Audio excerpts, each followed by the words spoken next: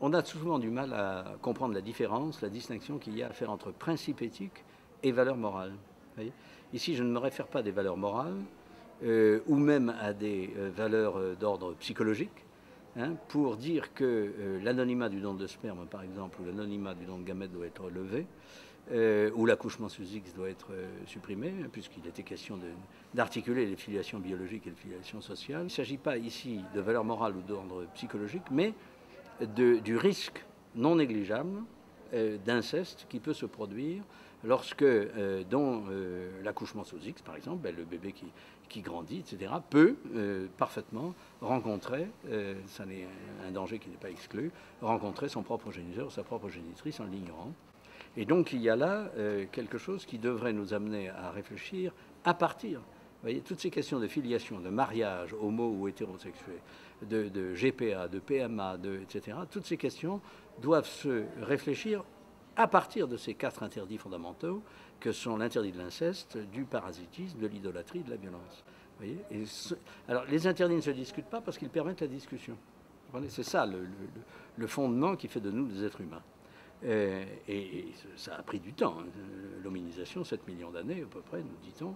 Ça a pris du temps, mais ça devient véritablement quelque chose, un enjeu tout à fait décisif. Décisif en ce sens qu'il permet la décision précisément politique sur le fait d'autoriser ou non le mariage homosexuel, par exemple, d'interdire l'adoption plénière. Je suis tout à fait contre l'adoption plénière dans la mesure où elle coupe l'enfant de sa propre histoire et de ses racines, et qu'on voit des adultes qui aujourd'hui pleurent encore après de savoir quelle est leur véritable origine. Donc articuler les filiations biologiques et sociales, ça consiste à comprendre que l'adoption, les filiations sociales, adoption, parrain, marraine, grands-parents, éducateurs, les nourrices morvandelles, enfin bon, tous les adultes qui contribuent à l'éducation d'une liberté singulière, de cette liberté singulière qu'est l'enfant, eh bien effectivement, tout ce monde agit en fonction effectivement de l'intérêt supérieur de l'enfant, qui est une exigence de la Convention relative aux droits de l'enfant. Donc là, on a quelque chose qui nous permet quand même d'avoir un certain accord, un certain consensus. Alors évidemment, on lève l'anonymat de banque de sperme et les gens qui s'occupent des banques de sperme diront mais on n'aura plus personne.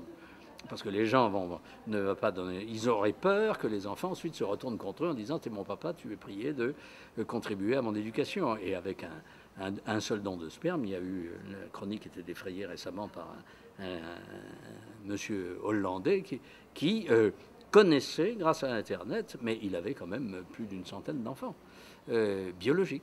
Et effectivement, que ces enfants puissent le rencontrer par le biais d'Internet, etc. Enfin, il racontait son histoire, qui était une histoire tout à fait extraordinaire, tout à fait positive, savoureuse même. Donc, il faut prendre un certain nombre de précautions d'ordre juridique par rapport à cette éventualité. Mais sinon, bien entendu, les enfants, la filiation biologique prend tout son sens dès lors qu'elle est d'emblée, dès le début, une filiation sociale. Il n'y a pas de filiation biologique pure, ça n'existe pas. Irène Théry, d'ailleurs, dans son rapport, parle plutôt d'engendrement charnel, dans lequel elle inclut la PMA. Elle a raison. Mais enfin bon, pour commodité. Enfin, les vieilles querelles nature-culture, vous savez, ça c'est un grand classique de la philosophie, nature-culture. La culture prend son sens parce qu'elle reconnaît son enracinement dans la nature, et la nature prend son sens parce qu'elle est déjà culture, bien entendu. Donc la filiation biologique doit pouvoir être reconnue parce qu'elle est déjà d'emblée filiation sociale. Voilà.